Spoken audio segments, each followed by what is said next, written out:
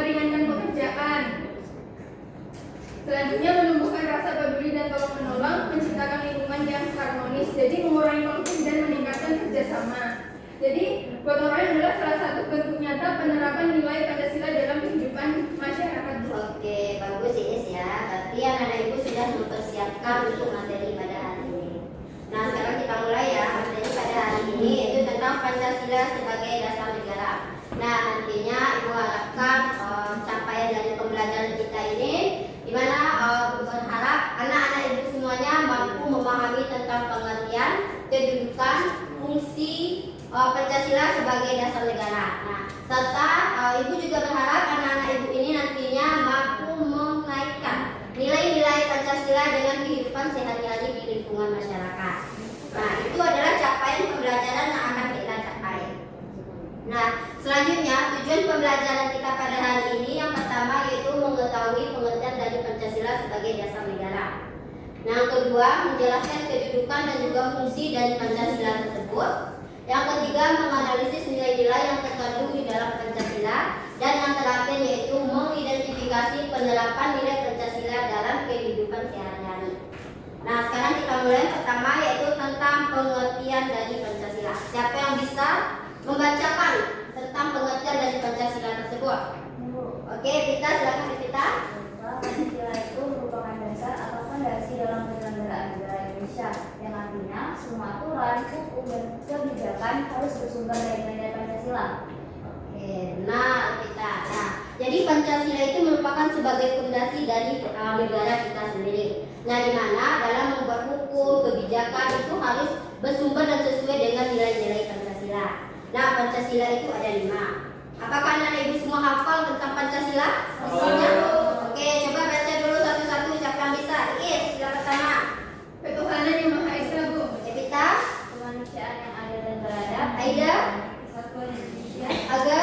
Kerakyatan yang dipimpin oleh hikmat kebijaksanaan dalam permusyawaratan perwakilan. Oke, Anis. Keadilan sosial bagi seluruh rakyat Indonesia. Oke, anak ibu ternyata hafal ya. Sila-sila Pancasila. Atau karena ada di depan. Baca saja. Oke, tidak apa-apa. Yang penting anak ibu hafal sebenarnya kan. Oke. Selanjutnya itu tentang kedudukan dan juga fungsi Pancasila. Nah, kedudukan Pancasila itu yang pertama itu sebagai dasar negara Indonesia, di mana Pancasila tersebut sebagai pondasi berdirinya negara Indonesia. Yang kedua, sumber dari segala sumber hukum, di mana Pancasila ini merupakan pedoman dalam membuat hukum. Nah, yang ketiga, sebagai pandangan hidup bangsa, di mana Pancasila ini sebagai pedoman dalam bersikap dan juga bertingkah laku dalam kehidupan yang sehari-hari. Nah, fungsi dari Pancasila tersebut ada 4. Yang pertama itu sebagai dasar negara, yaitu di mana Pancasila tersebut itu landasannya yaitu penyelenggara negara. Yang kedua sebagai ideologi negara, yaitu merupakan cita-cita dan juga tujuan bangsa.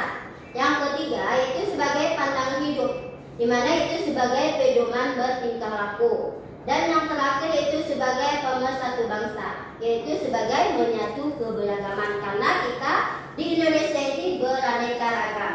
Oke. Nah, selanjutnya nilai-nilai yang terkandung di dalam Pancasila. Nah, nilai-nilai terkandung di dalam Pancasila, nilai ketuhanan. Evita, apa aja nilai-nilai terkandung di dalamnya Evita? Yang pertama itu kita percaya kepada Tuhan Yang Maha Esa, dan yang kedua itu toleransi antar umat beragama. Oke, benar. Itu adalah nilai-nilai terkandung di dalam Pancasila, yaitu nilai ketuhanan yang Maha Esa. Nah, selanjutnya nilai kemanusiaan. Anis, baca Anis. Nilai yang terkandung dalam nilai kemanusiaan yaitu menghargai martabat manusia dan saling tolong menolong. Oke, itu adalah nilai-nilai yang terkandung di dalam Pancasila, yaitu nilai kemanusiaan. Selanjutnya nilai persatuan, Cece. Bu, maaf, kacamata saya nggak ke bawah. Oke. Teman saya aja, Bu. Oke, tidak apa-apa. Aida. Untuk nilai persatuan itu ada cinta tanah air dan mengutamakan kepentingan bangsa, Bu. Oke, keren. Selanjutnya itu adalah nilai persatuan. Nilai kerakyatan, Iis. Nilai yang terkandung dalam nilai kerakyatan yaitu mengutamakan musyawarah dan menghargai pendapat orang lain. Oke, keren. Selanjutnya yang terakhir nilai keadilan, agar Yang pertama bersikap adil, yang kedua tidak diskriminatif. Oke, itu adalah nilai-nilai yang terkandung di dalam Pancasila. Ada nilai ketuhanan, itu percaya kepada Tuhan Yang Maha Esa dan juga toleransi antar umat beragama. Begitu juga nilai kemanusiaan, nilai persatuan, nilai kerakyatan dan juga nilai keadilan. Itu adalah nilai-nilai yang terkandung di dalam Pancasila. Oke, selanjutnya itu penerapan nilai Pancasila dalam kehidupan sehari-hari. Nah, di lingkungan keluarga seperti kita di dalam rumah itu menghormati orang tua kita dan juga membantu pekerjaan rumah. Apakah anak ibu ini ada yang membantu pekerjaan rumah? Ada. Nah, adakah yang suka menyuci? Ada. Oke. Berarti anak ibu ini semuanya suka ya membantu pekerjaan rumah. Oke, selanjutnya di lingkungan sekolah itu seperti menghargai teman dan guru. Apakah anak ibu ini ada menghargai teman dan gurunya? Selanjutnya tidak membeda-bedakan teman. Nah, ini sering terjadi nih, membeda-bedakan teman. Ada geng-gengnya dalam pertemanan. Seperti ini, geng dari Minang, ini geng dari Jambi. Sering terjadi itu membeda-bedakan. Oke, selanjutnya di lingkungan masyarakat seperti kita melakukan gotong royong dan juga ikut kegiatan musyawarah dan juga menjaga kerukunan di dalam masyarakat. Nah, itu adalah materi kita pada hari ini. Nah, selanjutnya ibu akan menayangkan sebuah video. Nah, di sini ibu akan membagi anak-anak ibu menjadi dua kelompok. Oke, kelompok yang pertama itu Iis, Evita, Aida. Kelompok kedua Cece, Anis, dan Haga. Oke, ibu akan menayangkan sebuah video. Nanti anak-anak ibu akan melihat dari video tersebut terkait dengan masalah kenapa kasus tersebut terjadi. Kemudian bagaimana solusi dari masalah tersebut, dan juga nanti nilai Pancasila mana yang berkaitan dengan masalah tersebut. Nah, itu nanti ada 3 pertanyaan yang akan anak ibu jawab. Itu nanti akan dibuat dalam bentuk poster. Oke, dalam bentuk poster nanti ya. Oke, sekarang ibu tayangkan dulu videonya.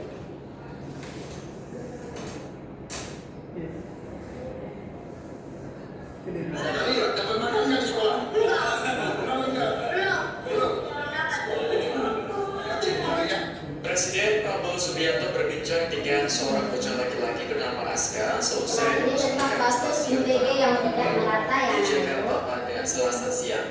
Dalam perbincangan tersebut, Aska berujar bahwa sekolahnya belum mendapat makan bergizi gratis. Prabowo lantas memerintahkan bawahannya untuk mencari tahu di mana Aska bersekolah. Diketahui program MBG yang dimulai pada Januari lalu belum dilaksanakan secara merata di seluruh Indonesia. Namun, Kepala Badan Gizi Nasional Dadan Hidayana optimis program ini dapat terrealisasi sepenuhnya bagi 82,9 juta penerima manfaat pada akhir tahun ini.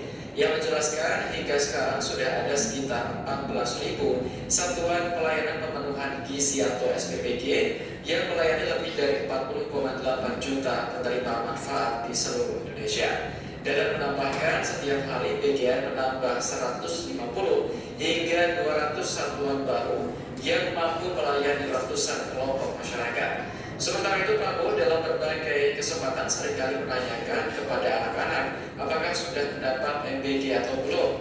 Presiden selalu menegaskan tidak boleh ada anak-anak Indonesia yang lapar, apalagi saat sekolah.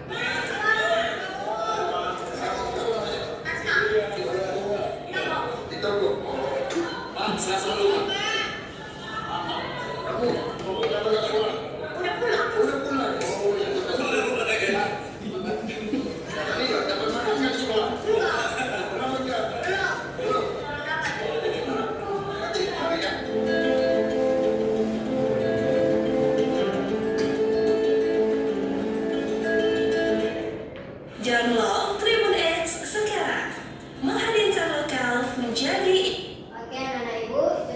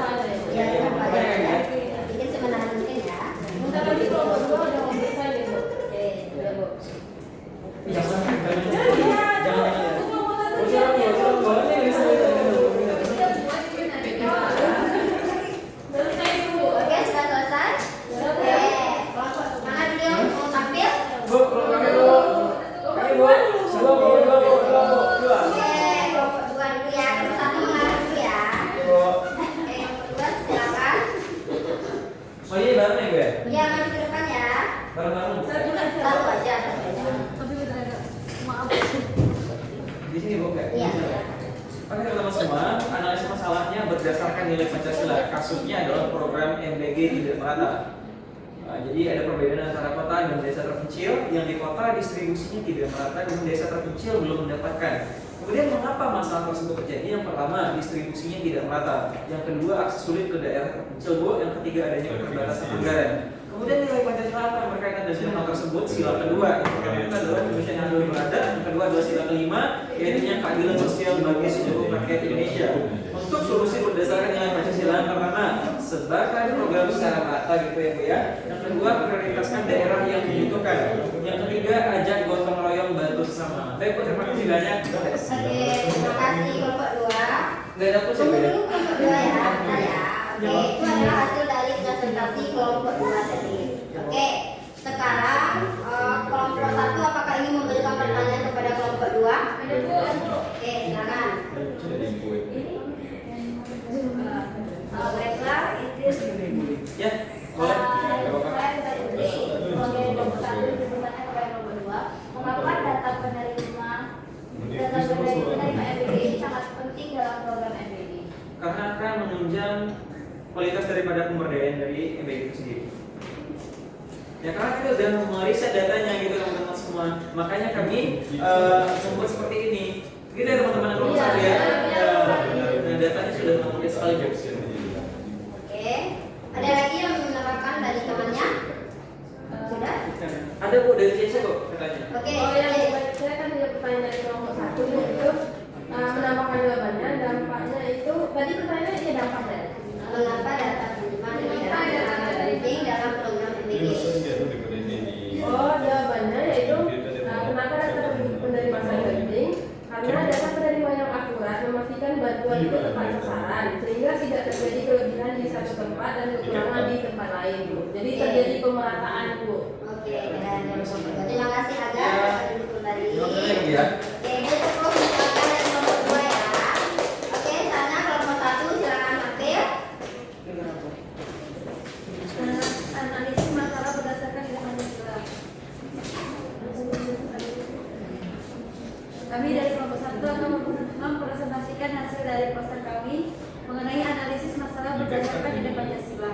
Kasusnya yaitu MBG yang tidak merata. Mengapa masalah ini terjadi? Karena yang pertama, distribusi program belum merata, kemudian akses sulit di daerah yang terpencil, kemudian keterbatasan anggaran dan kurangnya koordinasi. Apa akibat yang bisa ditimbulkan? Yaitu yang pertama, adanya kesenjangan gizi antara anak di kota dan juga desa dan desa terpencil. Nilai Pancasila yang berkaitan yaitu nilai Pancasila sila kedua dan juga sila kelima. Solusinya yaitu bisa yang pertama, sebarkan program secara adil dan merata. Kemudian yang kedua, prioritaskan daerah tertinggal, dan yang ketiga, kerjasama pemerintah pusat dan daerah. Mungkin itu saja Bu presentasi. Oke, terima kasih Aida. Bagus ya. Tadi kelompok 2 apakah ada yang memberikan saran atau pertanyaan untuk kelompok 1? Ada, Bu. Oke, Anis, silakan Anis. Izin bertanya untuk kelompok 1, saya kelompok dari kelompok 2 ingin bertanya mengapa data penerima sangat penting dalam program MBG.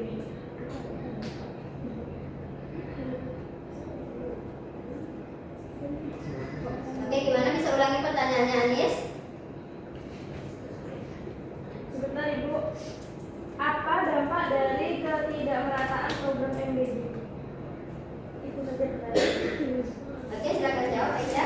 Jadi dampaknya yaitu bisa ketimpangan gizi antara wilayah yang tidak diberikan yang tidak diberikan dengan yang diberikan MBG, kemudian ketidakadilan, kemudian meningkatnya risiko stunting di daerah yang tidak terjangkau, kemudian juga menurunnya kepercayaan masyarakat terhadap program pemerintah.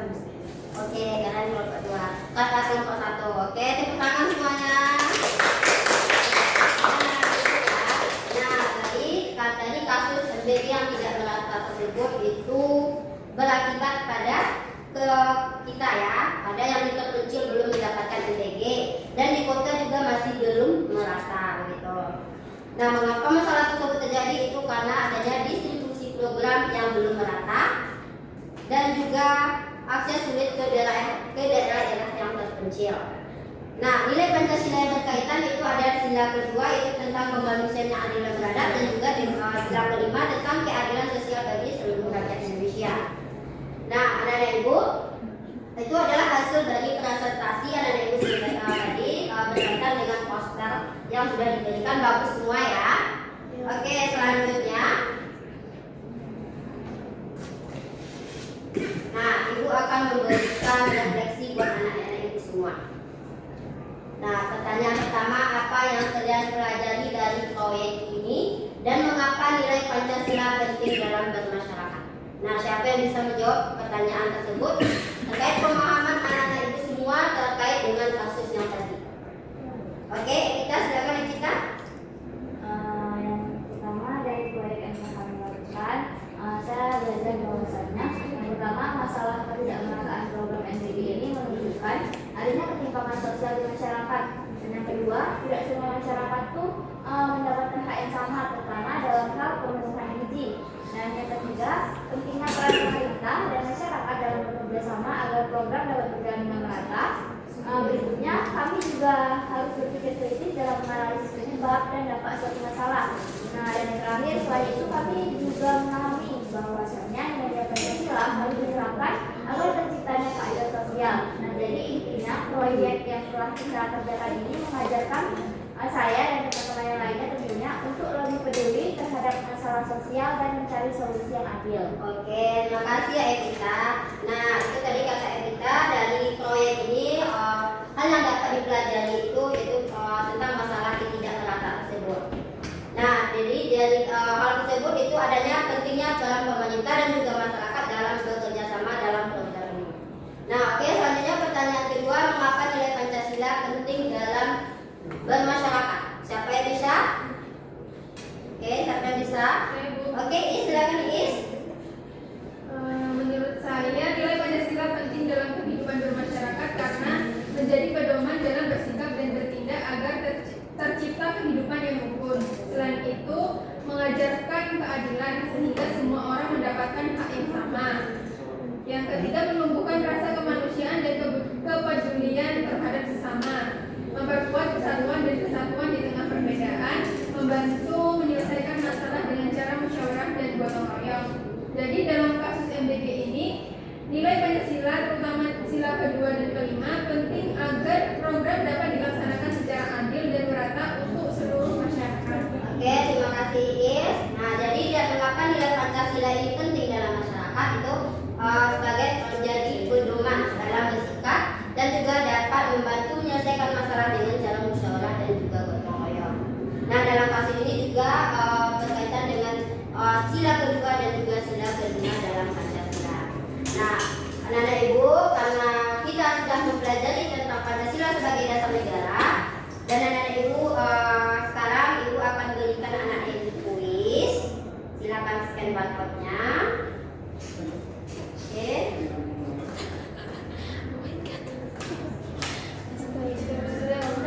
Oke, sudah. Silakan kerjakan kuisnya. Apakah sudah semua? Oke, sudah semua. Terima kasih ya anak ibu. Jadi kesimpulan kita pada pembelajaran hari ini yaitu di mana Pancasila tersebut bukan hanya simbol negara saja, tetapi sebagai pedoman hidup yang harus diterapkan dalam kehidupan sehari-hari. Nah, dengan memahami dan juga menerapkannya, kita bisa menjadi warga negara yang baik. Oke, anak-anak ibu, itu merupakan kesimpulan kita pada pembelajaran hari